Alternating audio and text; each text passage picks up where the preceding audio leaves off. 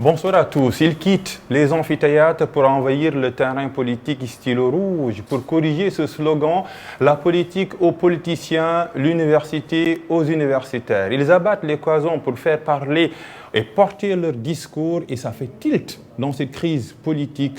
Un engagement, à quel risque et quelles sont les limites? Nous abordons cette question avec deux universitaires, deux femmes. Elles sont là pour parler de cet engagement universitaire aujourd'hui lors de cette crise politique. Épisode 2, Plume dans la plaie, c'est dans Belle Ligne. On commence avec professeur Fatoumata Anne. Bonsoir et bienvenue. Bonsoir Papa Louine. C'est un plaisir, c'est un plaisir. Plaisir partagé. De vous revoir et d'échanger avec vous. Plaisir partagé, Papa Louine. Socio-anthropologue, enseignante à l'université Assane Seck de Ziguinchor. Docteur Ndeye Astou Ndiaye est avec nous. Bonsoir. Bonsoir Papa Lune. Enseignante, chercheur à l'université Cheikh Anta Diop de Dakar. Parlons de l'université Cheikh Anta Diop de Dakar. Parlons également de l'UGB avec cette mauvaise nouvelle. Deuxième étudiant tué lors des manifestations. Il est finalement décédé forcément des mots ou pas de mots, ou des mots avec MAUX qui touchent les temples du savoir. Des mots MAUX. Ouais. Des mots MAUX ou sans mots MOT. Ouais. Tout simplement parce que l'université, c'est vraiment un cercle. On y est censé s'épanouir, on y est censé, on va dire, prolonger quelque chose, une vie. Ouais. Et lorsqu'on y voit un miroir, ça devient grave. Et donc on se dit à quoi bon? À quoi bon être bachelier? À quoi bon avoir des objectifs de vie? À quoi bon être dans la prospective? Parce que tout étudiant, tout élève se projette sur son avenir. Et donc du moment où on a des mots, où on est dans l'incertitude, où on n'est même pas censé se dire bon, on va y sortir avec un master, avec un diplôme, peu importe, une licence, un master, un doctorat, je peux y mourir, je peux y être tué, ça devient autre chose. Mourir, oui, quand c'est naturel, mais y être tué, c'est autre chose. C'est-à-dire qu'il y a un risque énorme qu'on prend à être étudiant. Et on se pose la question de savoir, mais si l'université n'a que la mort à nous offrir, à partir de ce moment, est-ce qu'il y a lieu de se projeter et de vivre dans le pays? Et là, ça prend une autre ampleur, c'est-à-dire dans la société, qu'est-ce que j'y suis, moi jeune? Qu'est-ce que je suis censée être dans cette société-là? Une grande interrogation. En tout cas, le contexte est morbide. L'université, en mouroir, ça commence un peu à devenir une triste réalité, professeur. Ben oui, et aujourd'hui, en fait, en entendant cela, je me disais, mais finalement, aujourd'hui, on va parler de cet engagement des universitaires qui n'est pas nouveau, mais dans le même temps, on annonce encore ce décès de trop. Parce qu'effectivement, l'université, l'espace universitaire n'est pas un espace de combat. Et en fait, derrière cette vie perdue, il y a un espoir de la part des jeunes, mais il y a aussi des espoirs d'une famille et d'une nation. Parce que quand un pays investit dans des institutions telles que les universités, c'est pour aussi préparer ses élites de demain. Mais si maintenant on commence à y trouver la mort, c'est-à-dire que finalement on signe aussi la mort de toute la nation. Et aujourd'hui, il me semble que les étudiants avaient commencé déjà à pousser un cri de cœur, les syndicats se sont offusqués, les enseignants aussi, mais il me semble qu'il faut que l'on aille au-delà de ça, parce que justement, on ne peut pas dire que dans un espace aussi protégé et fermé que l'université, on puisse y trouver la mort. Imaginez ce qui se passe derrière, dans la rue. Et voilà, ça veut dire qu'on est dans une sorte de protection et de déprotection pour lesquelles, de toute façon, le résultat est le même, les jeunes vont mourir pour des manifestations politiques, ce qui est totalement inadmissible. Et aujourd'hui, nous devons tous avoir honte. Nous présentons nos condoléances à sa famille éplorée, au monde du savoir, et en l'occurrence le temple du savoir de l'université Gaston Berger de Saint-Louis. Ils ou elles sont maintenant sur le terrain politique. Un engagement sans faille, l'engagement des universitaires, peut-être, c'est la période rose de cette crise politique. Pourquoi maintenant, docteur Ndeye Astou Ndiaye? Pourquoi? C'est pas maintenant. Je pense que c'est maintenant que ça devient visible, Oui. parce que c'est circonstanciel. Ce qui le demande, c'est la période dans laquelle nous nous trouvons. On est dans une période de crise après le message du 3 février. Je tiens à le préciser. Oui, la précision est importante. Voilà. Et donc, du moment où on est dans une période de crise et que cette crise-là touche l'espace public n'est pas du tout la propriété des politiques. L'espace public, il est fait pour justement que la société civile et la société politique discutent pour concevoir une nation, pour concevoir une société, pour produire une société. Et dans cette production de société, il est très normal que les sachants, la communauté épistémique, y prennent une place. Et quand je parle de cette communauté épistémique, ce sont les universitaires. Ça ne peut pas être quelqu'un d'autre. Cela ne veut pas dire qu'il y a une prétention à dire oui, on est les sachants, écoutez-nous, mais on doit s'écouter. Écouter aussi bien les politiques que la société civile qui évolue dans d'autres espaces, mais que la société universitaire, cette communauté épistémique-là, qui partage avec toutes les autres catégories l'espace public. Et donc l'espace public, c'est là où se trouve aujourd'hui le problème soulevé, qui est éminemment politique, on est bien d'accord, mais après, cela ne veut pas dire que les universitaires veulent prendre la place des politiques, entre autres. Les universitaires ont leur mot à dire, les universitaires participent à cette construction-là de la société. Et encore une fois, ce n'est pas quelque chose de nouveau, c'est quelque chose qu'on voit ailleurs. Il n'y a pas lieu de développer, on peut remonter dans la Grèce antique, dans l'Égypte antique, etc. Mais on l'a vu ici, on a vu des universitaires avoir des positions lorsqu'il a fallu les prendre et imposer quelque chose. Mais là, on n'impose pas. Nous, on cherche en fait à trouver une solution avec tout le monde, c'est-à-dire à trouver les mots justes, les actions justes et surtout dans le respect des normes. Les respects des normes, on s'est basé sur une charte fondamentale, c'est-à-dire la Constitution, pour produire des normes écrites, pour produire une façon de vivre politiquement. Et donc, à partir de ce moment, on devrait tous et toutes respecter cette charte fondamentale. Et c'est pour cette raison que les universitaires, aujourd'hui, disent ce qu'ils ont à dire, mais aussi se mettent tout autour d'actions au pluriel à mettre en œuvre pour que chacun et chacune dans cette société-là puisse prendre ses responsabilités. C'est une question de prise de responsabilité. Il ne faut pas se dire que voilà, on se politise, on est dans tel camp ou dans tel autre camp. On est de la société, on est de l'espace public qu'on partage avec d'autres et on prend la parole au nom de cet espace public-là qu'on partage avec d'autres. Mais ce qui ont fait, professeur, c'est que vous avez brillé de votre absence dans l'espace-là politique. Alors, dans l'espace politique, Oui. briller de notre Ou absence. dans l'espace public. Oui. Je vais utiliser le terme politique parce que dans l'espace public, c'est encore autre chose. D'accord. Je pense que l'Institut le dit très bien, ce n'est pas nouveau l'engagement des universitaires. Et je veux même vous dire que ça a suivi d'une certaine manière la situation politique du pays. Pourquoi je dis ça ? Il y a eu, pendant un moment, on a vécu ce qu'on a appelé une bipolarisation, une cristallisation du discours politique autour de deux camps, celui du pouvoir et celui de l'opposition. Et dans le même temps, il y a un réseau des universitaires qui sont affiliés au parti au pouvoir et un mouvement d'universitaires affiliés à l'opposition. Oui. Et entre ces deux mondes, il y avait tout cela qui n'appartenait à aucun de ces camps-là et qui quand même disaient des choses, mais dont les voix n'étaient pas audibles. Vous savez, il y a 2 ans, quand on a sorti le manifeste sur l'état de droit pour alerter sur les dérives autoritaires, qu'est-ce qu'on ne nous a pas dit? On nous a traité de politique, etc. Mais on jouait à ce moment-là notre rôle de veille et d'alerte sur des dérives que nous observions dans l'espace politique et qui aujourd'hui se sont invités dans l'espace public. Et je veux dire, en fait, c'est en contexte de crise que l'on apprécie vraiment peut-être les positionnements des différentes parties prenantes et des acteurs. Je vais vous dire que pourquoi je distingue espace politique et espace public, c'est parce que regardez ce qu'on a fait pendant la crise de Covid. Les universités, c'était une crise sanitaire. Ouais. Et donc, les universités se sont mobilisées. en termes d'innovation, que ce soit sociale, que ce soit technologique, que ce soit... Mais vraiment, je pense qu'on n'a jamais autant travaillé que pendant cette période-là.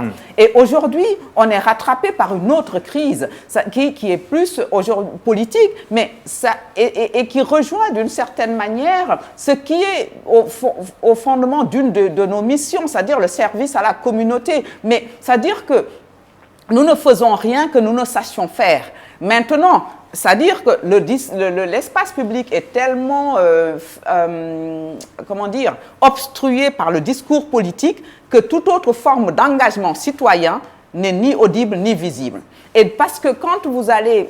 aujourd'hui, il y a le collectif, Néastou va y revenir, qui est monté, le CUD est monté. Ouais. Mais indépendamment du CUD, moi, la dernière fois qu'on s'est vu, j'étais venue... pas en tant qu'universitaire, mais je suis venue aussi en tant qu'universitaire membre de Mesure. Donc, ça veut dire un groupe qui réfléchit sur la refondation de l'État. Et donc, pour dire que nous sommes aussi dans d'autres espaces, nous sommes dans des espaces citoyens. La seule nouveauté aujourd'hui que l'on peut dire, c'est qu'on se retrouve de disciplines diverses à se dire que finalement, ce qui nous lie aujourd'hui, c'est notre nation et que ce n'est ni une affaire de juristes, ni une affaire de politistes. Et il est important que l'on sorte de cette impasse politique dans laquelle nous sommes et que, pour nous les sociologues par exemple, que l'on puisse adresser les questions sociétales. Aujourd'hui, il n'y avait pas de crise avant le 3 février, il n'y avait pas de crise politique ou institutionnelle, il y avait une crise sociétale qui était là, latente et prégnante, et qui envahissait le quotidien des gens, et sur lesquels on n'entendait ni politique ni personne. Et donc, maintenant qu'il y a une crise politique, tout le monde se lève. Il y a un sursaut, effectivement, qui fait que les universitaires sortent de leur espace et là on n'est plus dans la tour d'ivoire parce que pour certains, parce que tout simplement la démocratie elle se vit au quotidien et c'est ce qui nous lie. La démocratie n'est pas une incantation. Les populations, les communautés avec lesquelles nous vivons et nous échangeons, allez leur expliquer un texte de droit, c'est très bien, mais comment ça se décline dans leur quotidien? Comment la justice leur permet de pouvoir accéder à un certain nombre de choses, comment la démocratie leur permet d'accéder à un certain nombre de services, comment le droit leur permet d'accéder à un certain nombre... Ça leur parle. Mais maintenant qu'on veuille nous enfermer dans un espace en disant que vous avez le droit de parler et vous n'avez pas le droit de parler, et ça revient, cette histoire de... Et toutes ces dernières années remarquées sur les ressources naturelles, alors que la Constitution nous dit que nous avons droit...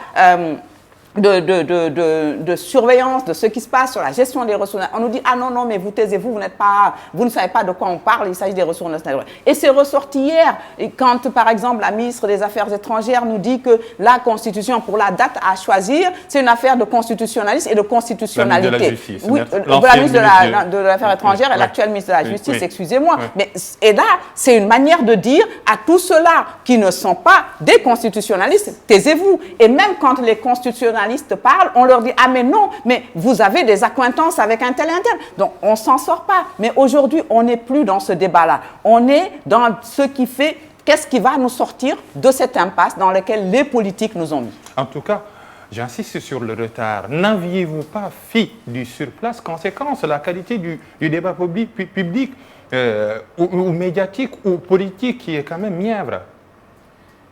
Il n'y a pas du surplace, oui et non. Encore une fois, c'est ce que Fatoumata disait tout de suite là par rapport. Vous n'étiez pas à fond, hein, c'est ça. Oui, on était inaudible, c'est différent. Il y avait beaucoup C'est-à-dire que les messages n'étaient pas entendus. Fatoumata parlait tout de suite d'un manifeste qui date de 2021. Effectivement, avant ça, il y a eu d'autres actions qui ont été menées. C'était jamais entendu. C'était jamais entendu parce que tout simplement, les politiques ont pris l'espace et l'ont envahi. L'ont envahi et tout simplement, ce qui est toujours entendu dans cet espace-là, c'est quoi? C'est tel homme a dit, tel politique a dit, tel... et le chef de l'État lui-même, quand il est arrivé au pouvoir, il a dit qu'il allait réduire l'opposition à sa plus simple expression. Ça a été fait, sans doute. Mais il n'a pas fait que ça, il ne s'est pas arrêté là. Il a aussi réduit la société civile à sa plus simple expression, c'est-à-dire que toute la société... toutes les personnes qui se disaient de la société civile dans les années 2000, 2010, etc., on les a vus dans des postures politiques. Si ce n'est dans des postures politiques, c'était dans des postures très annihilissantes. Et c'était du fait des politiques. C'est-à-dire, on ne vous entend pas. On ne vous entend pas parce que ce que vous dites ne nous intéresse pas. Cela ne nous intéresse pas parce que sans doute, peut-être, vous êtes même avec l'opposition. Et donc, à partir de ce moment, vous ne valez rien. Et c'est cette image-là qu'on n'a pas arrêté de nous renvoyer de la société civile. Une société civile qui ne sert pas à grand-chose, une société civile qui est politique, une société civile qui reçoit des fonds de l'étranger, des fonds très bizarres, des fonds qui viennent de forces sans doute occultes. Et on s'est arrêté là. Et ce qui a fait qu'il y ait eu un changement entre 2011 et 2012, c'était cette société civile. C'était la force de cette société civile. Et dans cette société civile, il y avait des enseignants-chercheurs, il y avait des universitaires qui ont mouillé le maillot, qui sont descendus dans les rues de Dakar, qui se sont fait entendre, au titre d'universitaire ou pas, de simples citoyens. Parce qu'avant tout, il faut savoir une chose, avant d'être universitaire, on est des citoyens.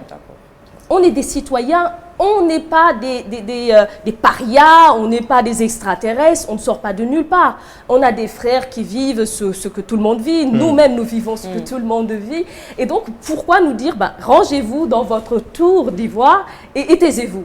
Non, une société, elle se construit avec tout le monde, c'est-à-dire avec ceux qui ont des... Et si on remonte même dans ce que nous savons, c'est-à-dire dans nos sociétés un peu plus anciennes, précoloniales ou coloniales, on a bien vu le rôle que jouaient les Kali. C'est pas pour rien qu'on parle de Khali Diakhaté Kala, de Khali Amar Fall. C'était des sachants, c'était des universitaires qui prenaient la parole et qui disaient au roi, attention par rapport à telle chose. Non, pour une question de justice, ne faites pas telle chose. Et donc, cette parole-là, elle a toujours existé. On en a fait maintenant, les politiques en ont fait ce qu'ils ont voulu en faire, c'est-à-dire l'annihiler, mais elle existe. Et là, ce n'est pas une question de faire du surplace ou de faire du circonstanciel ou de l'événementiel. Non, c'est juste qu'on a atteint un niveau où on se dit, mais on ne peut plus se permettre. Ça va continuer, cet engagement. Ah oui. C'est sûr. Pas, oui. Le CUD, par exemple, le collectif des universitaires pour la démocratie, ne s'engage pas pour cette question de crise assez ponctuée. Il s'engage sur le long terme. Et ce n'est plus la peine de chercher à nous faire taire. On va se faire entendre, mais aussi on va participer à cette construction de notre société. Il y va de notre responsabilité. Heureusement, est-ce que les universitaires, professeurs, ne sont pas dans un environnement concurrentiel avec les politiques? Il n'y a pas de concurrence entre vous, universitaires, cette étiquette, et les politiques, d'autant plus qu'ils vous ont un peu chassé un peu de l'espace médiatique. Non, en fait, non, je ne pense pas qu'il y ait une quelconque concurrence. Il n'y en a pas. Il y a des universitaires. Parce qu'à chaque fois qu'un universitaire parle, on dit c'est un universitaire. Oui, mais c'est une manière de nous isoler aussi. Et nous sommes des politiques. Vous savez, c'est ça, oui. Mais est-ce que, Papalune, vous vous êtes rendu compte du niveau de débat public ces dernières années? Ça, oui. C'est-à-dire qu'on a l'impression qu'on est dans une société où le savoir ne vaut plus rien. De la même manière, tu disais tout à l'heure qu'on a réduit la société civile, l'opposition à sa plus simple expression, mais on a l'impression qu'on a aussi réduit l'université à sa plus simple expression, et au point que l'UCAD peut être fermé pendant 8 mois sans qu'il ne se passe rien. Et l'image qu'on renvoie, c'est que finalement, cette institution, le savoir n'a pas de valeur, en gros. Et donc, aujourd'hui, on en est là.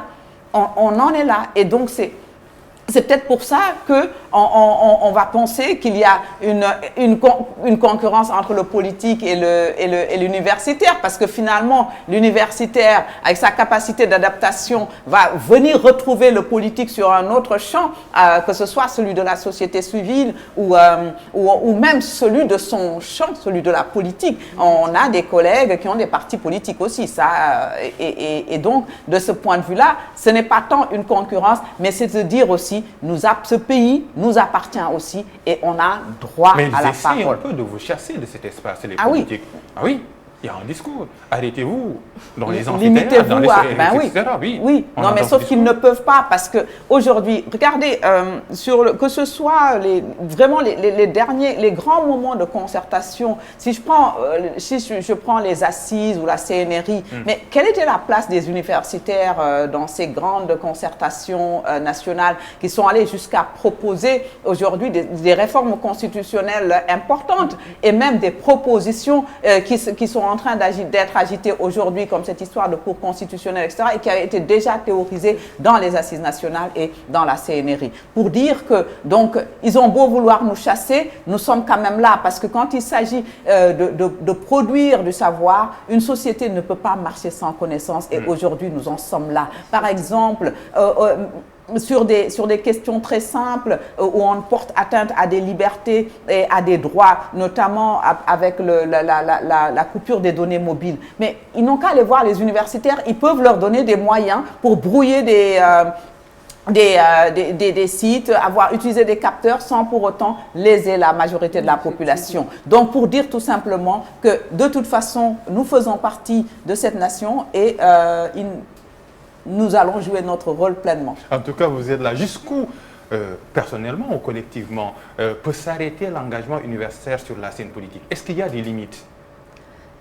Je dirais pas je parlerai pas de limites. Comme Fatoumata l'a dit tout de suite, il y a des universitaires qui s'engagent politiquement. Et ça, c'est quelque chose qu'on voit depuis des décennies.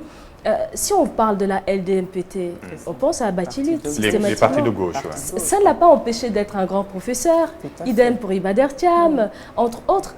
Mais les contextes ont changé quand même. Les contextes ont changé, oui et non. Il y a des universitaires qui sont étiquetés. Il est de l'opposition, donc sans parole forcément, il est de l'opposition, par exemple. Vous subissez cela? Bah oui, on le subit. Bah, quand je dis on, c'est ceux qui sont encartés. Voilà.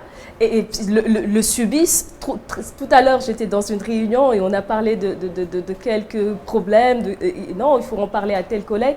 Non, il faut faire attention, ils sont quand même encartés. Et donc, ça veut dire qu'il y a une certaine peur. Sauf qu'il ne devrait pas y avoir de peur. Il y a l'éthique qui est là. Et l'éthique règle tout. L'éthique politique, comme l'éthique sociale, tout simplement. C'est-à-dire que quand on est engagé politiquement, l'éthique politique devrait faire qu'on puisse savoir où s'arrêter et quoi offrir.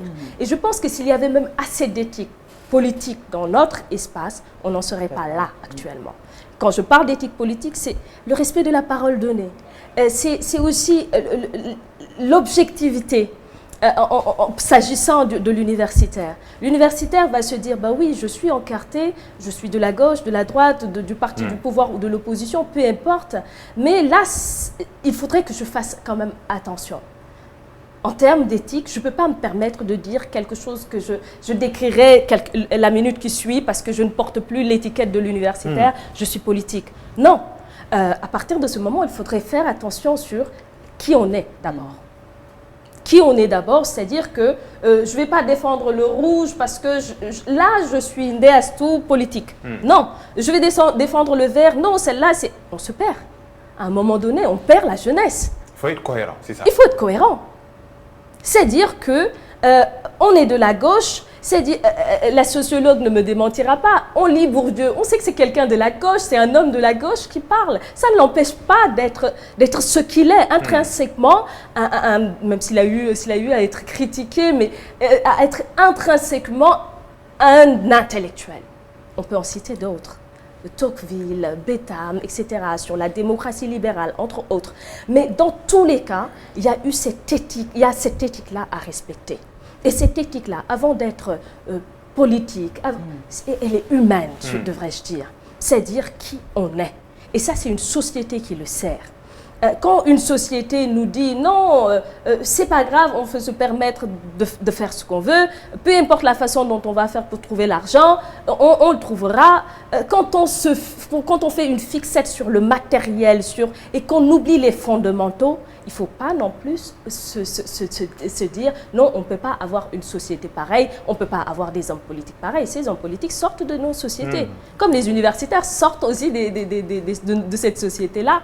Il faut qu'on ait des universitaires qui sont un peu, voilà, qui ont une certaine réputation, d'autres qui n'en ont pas. Mais dans tous les cas, c'est la société. Et avant d'être politique, encore une fois, la question, elle est vraiment sociétale, sociologique. Et je pense que les remèdes aussi sont à chercher dans la réflexion sociologique, plus que juridique, plus que politique. Elles sont avant tout les solutions, les conclusions à tirer de ce qui se passe là. Ces conclusions sont avant tout à tirer dans nos fondamentaux, mais vraiment sociétaux. En tout cas, c'est un terrain glissant, le champ politique, le champ de l'engagement. Docteur Ndaye a parlé de mots, la cohérence. La cohérence pour empêcher une récupération politique, faut-il bâtir des forteresses? Parce que, attention à la récupération politique, les politiques, quand même, ils sont espiègles. Je pense que, justement, quelqueusement, c'est ce qui sape l'engagement et c'est ce qui peut rendre aussi frileux. Mais Ndaye a utilisé un terme qui est fondamental, la question de l'éthique. Elle est au cœur de toute action et donc, vraiment, qu'elle soit politique ou pas. Et donc, à partir de ce moment-là, on peut faire confiance à tous ceux-là qui sont capables de se lever pour la chose publique, pour défendre la chose publique. Parce qu'en réalité, même au niveau du collectif, il va y avoir des collègues qui vont être affiliés à d'autres choses, parce qu'on a d'autres cadres. Cet engagement, il est citoyen. Quand je dis il y a d'autres cadres, ça peut être un cadre syndical, ça peut être, mais qui est encore différent. Là, ce qui nous lie, c'est de se dire, mais notre engagement, c'est de réfléchir ensemble avec d'autres forces sociales de la nation à comment contribuer à refonder le Sénégal, à repenser, à sortir de cette crise, à repenser notre État. Parce qu'en réalité, aujourd'hui, on est obligé de nous engager, nous sommes obligés de nous engager d'une certaine manière parce que nous avons aussi des transformations sociales profondes qui sont en train de se dérouler et dont on ne sait pas se saisir et qu'on ne lit pas. Et aujourd'hui, les réponses devraient venir de la part de tout le monde. Et donc, qu'est-ce que l'universitaire aura à faire? Pouvoir documenter, analyser cela et proposer ou contribuer à proposer des solutions. Et donc, à partir de ce... Vous savez, sur la question de l'engagement, cette question va revenir parce que tout simplement, malheureusement, on a eu beaucoup de récupération, d'instrumentalisation, mais tout cela, il y a une crise de confiance généralisée dans ce pays ces dernières années. Même quand on parle, on se dit, ah ben tiens, il faut faire attention, peut-être que mon discours va être appréhendé comme ça, etc. etc. Mais ça, ça a surgi ces dernières années. Parce qu'avant, on faisait confiance, on avait des cadres aussi et des dispositifs qui fonctionnaient. Aujourd'hui, par exemple, pourquoi on s'est mis en collectif où on se retrouve dans des organisations de société civile, c'est qu'on se dit aussi que peut-être les cadres dans lesquels nous sommes à l'intérieur de l'université ne nous permettent pas de nous exprimer et d'adresser les vrais problèmes de la société. C'est pour ça qu'on sort des syndicats, qu'on sort aller sur les plateaux de télévision, parler, être visible, être visible. Être visible et surtout être audible. Le problème, ce n'est même pas tant d'être visible, mais de se dire que il faut que l'on soit audible. Parce que ce qui s'est passé là, le 3 février, c'est une grosse claque. Et donc, aujourd'hui, quand on reçoit une claque, il se joue c'est une affaire de dignité qui se joue. On n'est plus dans le registre politique, etc. Mais comment on règle ça en tant que citoyen, atteint dans son droit le plus élémentaire, parce que justement, on est dans un contexte où chez nous, on a réduit la citoyenneté au vote, donc à la démocratie électorale, alors qu'elle est plus englobante que ça. Et donc, du coup, finalement, si ce dernier ressort qui nous restait, on nous le casse, finalement, on devient quoi? Et donc, du coup, c'est pour ça que je dis, c'est une affaire aussi de dignité. Ça veut dire pouvoir renvoyer aux politiques cette image, cette image qu'ils ont du citoyen béni, oui, oui, etc., qui accepterait tout d'eux, ce n'est pas vrai. Et que les citoyens ont des ressources aussi pour se faire entendre et pour faire face. Et donc, l'une des missions des universitaires, c'est aussi de pouvoir accompagner cet éveil citoyen. En tout cas, vous avez tout à l'heure parlé de peur et d'éthique. C'est important, c'est deux mots, peur et éthique. Il y a des universitaires qui avaient une veste éthique, très éthique, mais une fois au pouvoir ou dans le gouvernement, on se perd. Il y a une peur sur la veste que doit porter un universitaire, que doivent porter les universitaires. Une fois dans la société civile ou dans l'espace public, on est universitaire, on porte un engagement bien ciblé, bien donné, mais nommer Dr Ndeye Ndiaye ministre et quelqu'un, peut-être, elle a le droit ou le devoir de porter une communication gouvernementale. Ce changement de veste, de discours, ça ne fait pas peur maintenant quand on cible les universitaires? Je me pose la question de savoir, mais est-ce que cette personne, parce que tu as parlé il en avait, il n'en a plus. Est-ce qu'il en avait? C'est la question. Est-ce que la personne en tant que telle avait une quelconque éthique avant de rentrer dans le gouvernement? Parce que je ne pense pas que le monde politicien puisse changer fondamentalement quelqu'un. C'est impossible. Voilà. Je ne pense pas. Je ne parle jamais d'impossibilité. Est-ce que la peur, ce n'est pas d'entrer dans un gouvernement pour un universitaire, par exemple? Tout dépend. Là, il y a quelques jours, j'ai entendu un ministre sortir du gouvernement et parler de solidarité gouvernementale. Oui. Je me suis mise à réfléchir sur cette expression solidarité gouvernementale. Je me suis dit, mais qu'est-ce que cela veut dire? Jusqu'où va aller la solidarité gouvernementale? Est-ce qu'on va être solidaire d'un gouvernement qui ment à ses citoyens? Je ne peux pas parler de sujet, on est des citoyens, qui ment à ses citoyens, qui peut arriver à trahir ses citoyens. Est-ce qu'on va être solidaire de ce gouvernement et jusqu'à quand? C'est la question qu'on se pose. Et je pense qu'il ne faille pas être universitaire ou mécanicien ou avocat pour vraiment se dire je gère la solidarité gouvernementale, je suis dans une logique de solidarité gouvernementale. À un moment donné, il faut aussi prendre ses responsabilités. Quand ça ne va pas, il faut savoir sortir et dire cela ne va pas. J'ai été dans le gouvernement. J'ai vu, et on l'a vu, des gens qui ont démissionné au bout de quelques semaines, de quelques mois, de quelques années, parce qu'à un moment donné, ils se sont dit, mais ce n'est pas possible.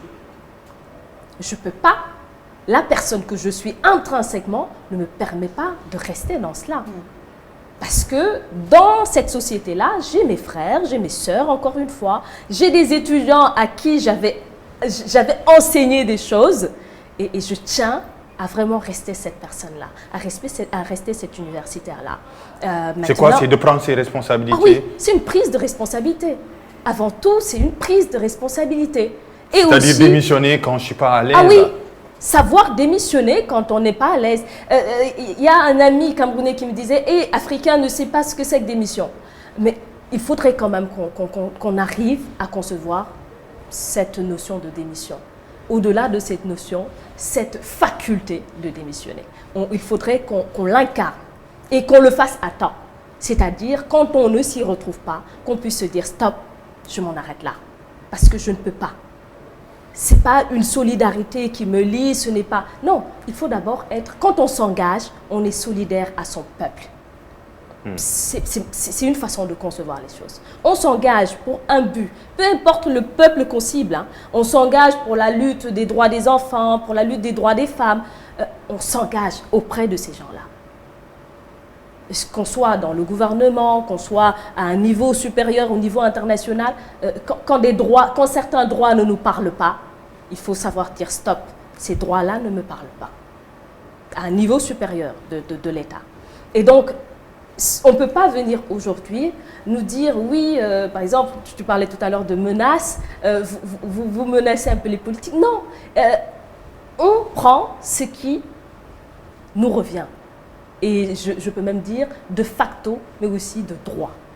Tout simplement, en tant que citoyen, avant tout, avant universitaire. C'est important également de scinder le discours. Un universitaire, dans un régime, la veste change. Et on l'a vu, professeur.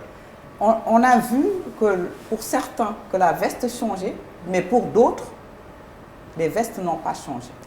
Si le professeur Serigne Diop peut se permettre encore d'exister dans l'espace public, c'est que finalement, il n'a pas fondamentalement, il n'a pas changé. Un signataire d'un communiqué pour sa veste, dire que cette loi est anticonstitutionnelle. Je peux en citer d'autres. Ouais. Mais pour dire tout simplement que finalement, ce qui est fondamental, c'est la notion des valeurs, ce à quoi on croit, ce qui fait la personne. Je parle en wolof, bu ñu ne dafa jaay ngorom sëriñ bi daf ne dafa fekk amu ko woon.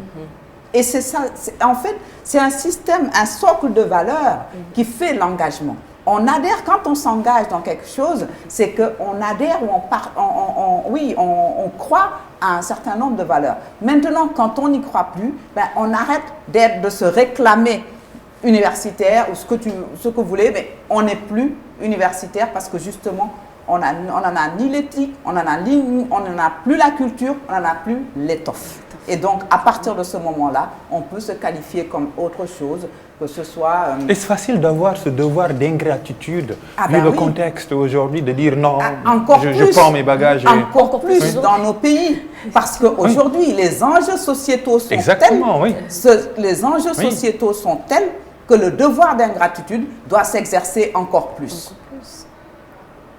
Et encore, en plus de cela, il y a la nécessité d'avoir aujourd'hui, et là c'est en train de se jouer, c'est en train d'arriver, d'avoir une masse critique de citoyens qui soient exigeants vis-à-vis de ces dirigeants. Au-delà de l'engagement, la question de la redevabilité, elle est importante. La question le devoir d'ingratitude est une chose, la redevabilité est encore quelque chose de plus fondamental.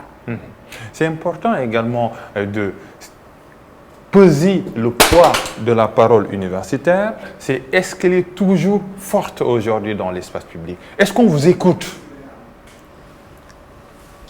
Pourquoi on est là?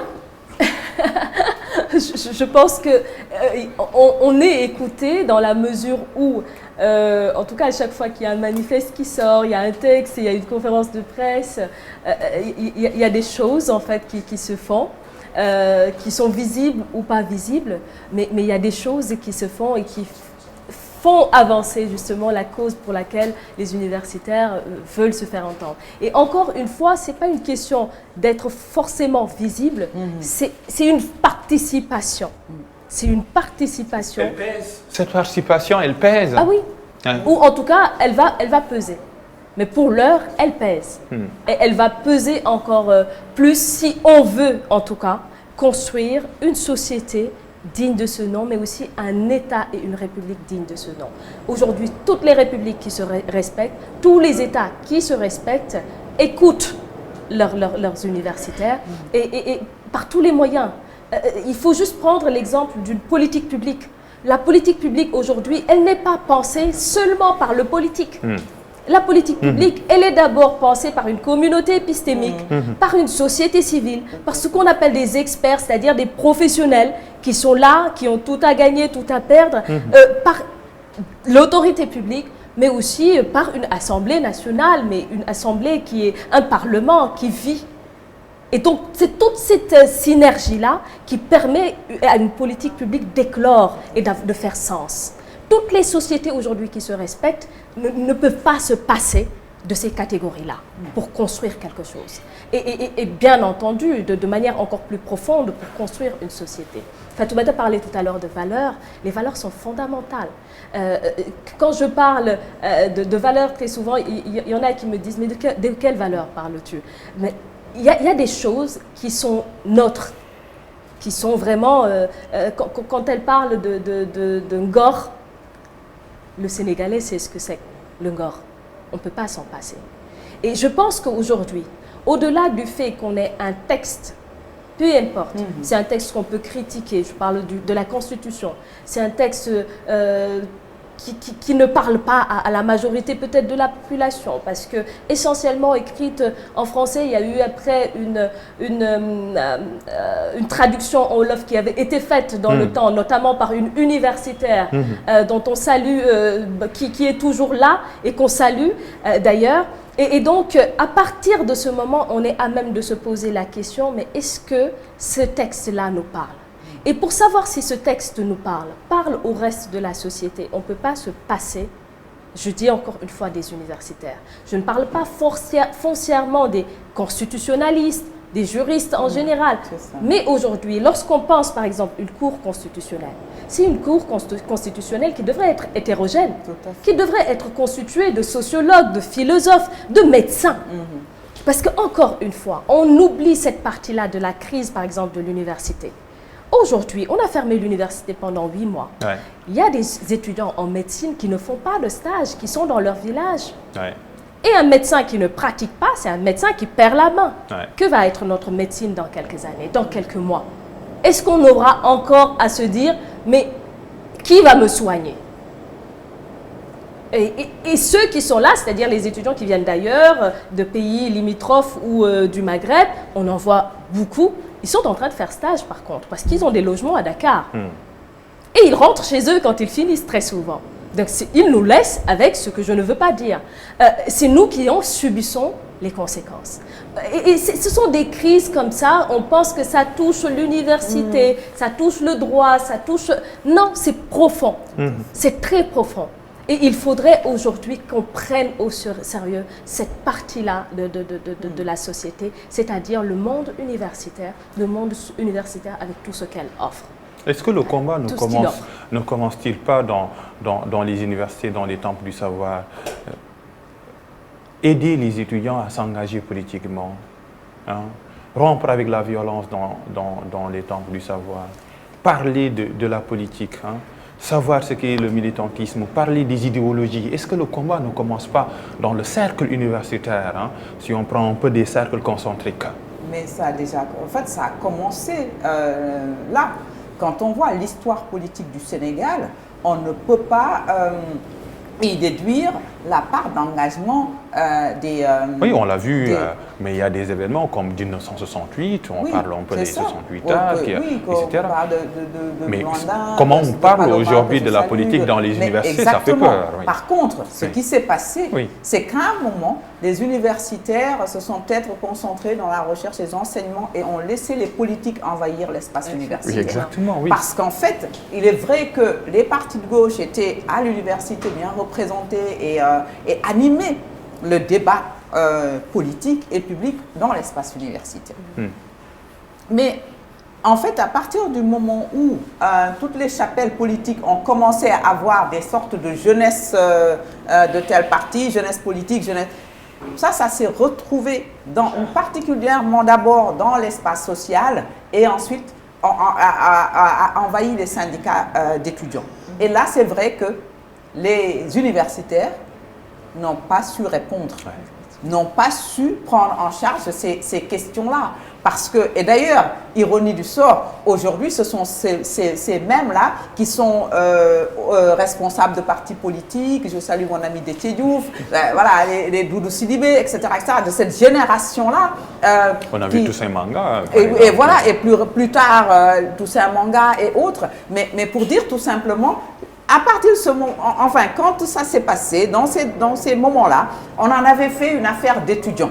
Et donc, les universitaires se contentaient de leurs cours, etc.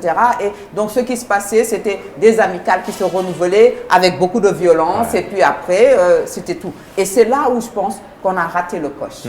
C'est là où, justement, il aurait fallu mettre la holà en disant que l'universitaire, enfin, l'espace universitaire peut être un espace de débat politique, de débat idéologique, mais ça ne peut être un espace où la violence règne. Mais voilà, malheureusement, on a laissé faire et là, on a raté le coche. Et là, ce que je voulais juste ajouter, Papa Lune, c'est par rapport à cette distinction finalement que l'on fait entre universitaires et intellectuels. Et aujourd'hui, je pense que nous en sommes à un point où on a besoin de toutes les élites intellectuelles parce que justement, quand on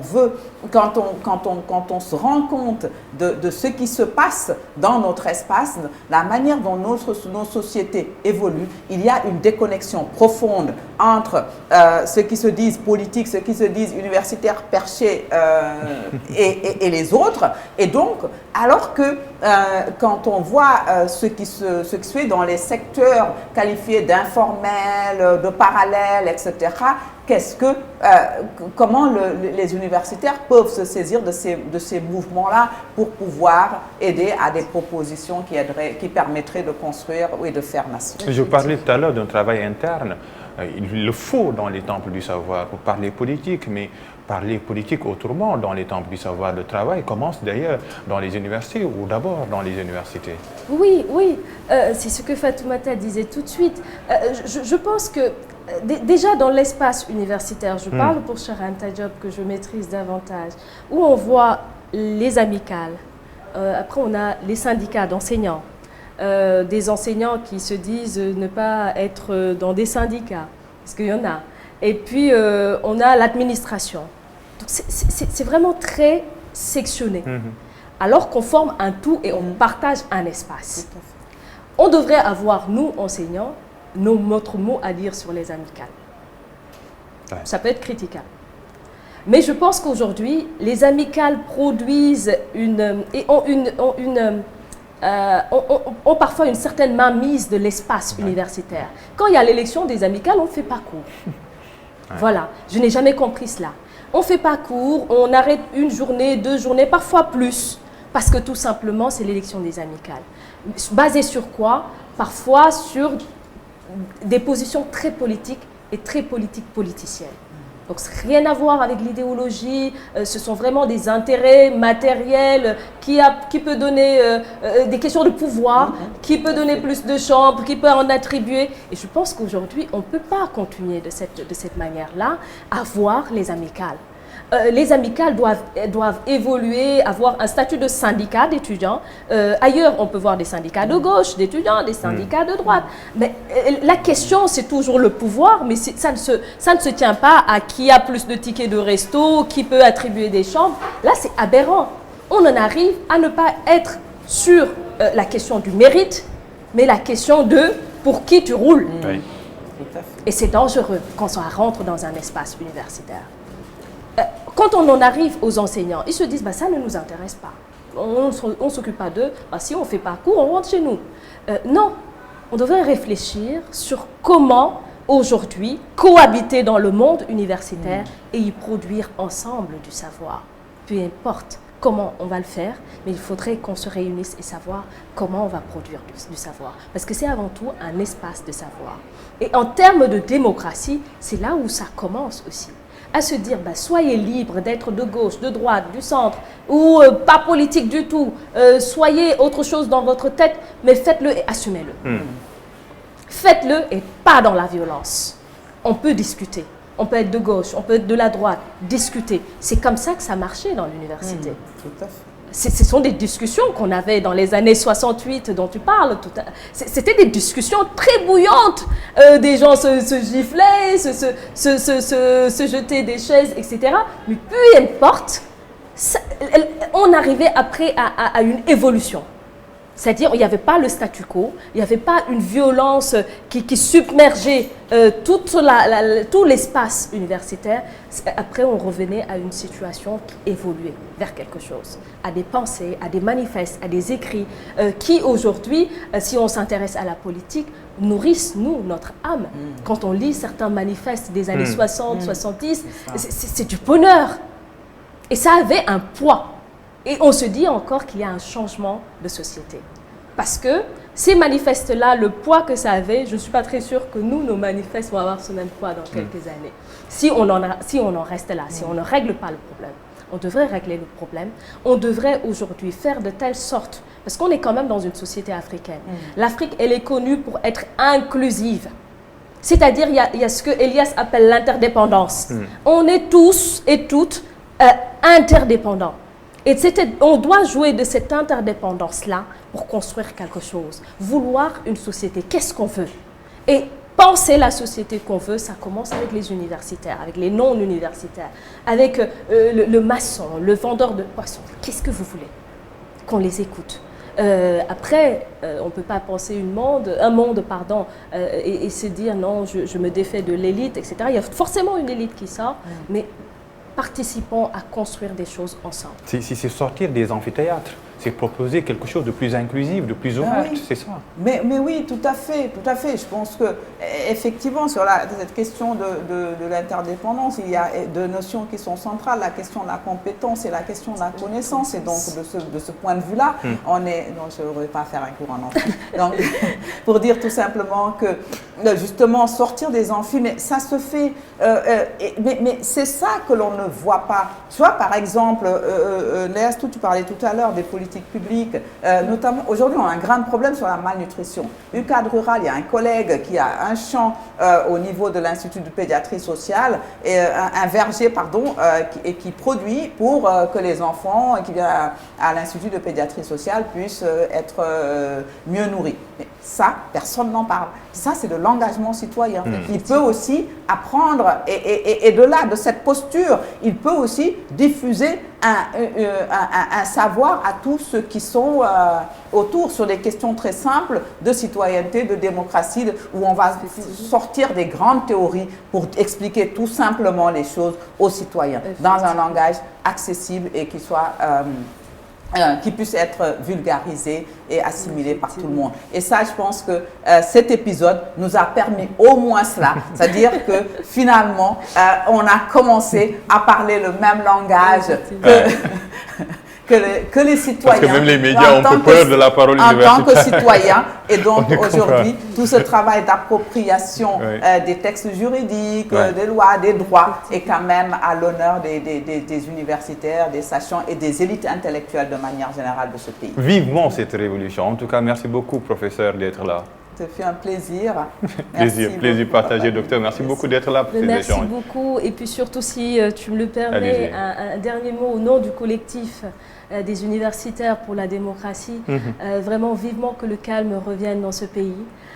Et on en appelle à la responsabilité des uns et des autres, mais surtout de l'autorité publique, du président de la République, qu'on puisse vraiment tenir cette élection présidentielle, je ne dirais pas dans les temps, puisqu'on ne peut pas le faire le 25 février, mais au moins qu'on puisse rester sur la date du 3 mars, et qu'on puisse avancer. Le Sénégal en a besoin, notre jeunesse en a besoin, et on ne peut pas parler aujourd'hui du Sénégal en faisant abstraction de la jeunesse. On ne peut pas parler de l'Afrique en faisant abstraction du poids de la jeunesse. On leur doit de leur offrir un avenir meilleur, et nous invitons vraiment toutes les parties prenantes à prendre leurs responsabilités, à se défaire de toute considération politique et à ne chercher que l'intérêt du Sénégal et l'intérêt des Sénégalais. Le Sénégal a besoin de vous, chers universitaires. Merci également à la noblesse anodine. On a besoin de vous pour réaliser cette émission. Rendez-vous la semaine prochaine pour un autre numéro.